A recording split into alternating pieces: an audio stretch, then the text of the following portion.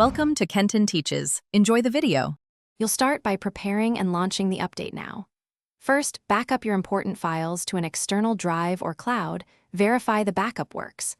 Once done, make sure you have at least 20 GB free, your laptop is plugged in, and you've temporarily disabled sleep.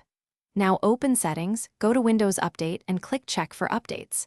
If 24H2 appears, choose Download and Install. These steps prevent interruptions and preserve data while the upgrade begins.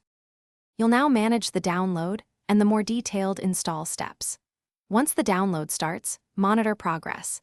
This can be a large download and may take an hour or more depending on connection speed. If the update doesn't appear, run the Media Creation tool and choose Upgrade this PC to force 24H2.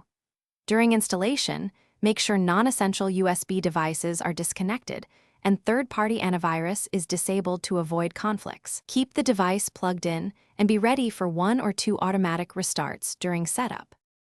You'll finish by completing the out-of-box experience and confirming system health. Once the final restart completes, follow any on-screen OOB prompts and sign in.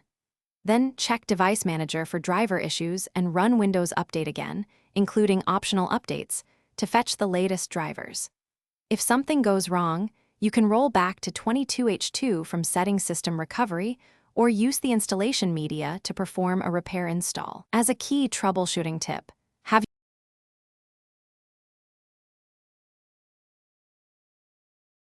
Thanks for watching. Please subscribe if this video was helpful.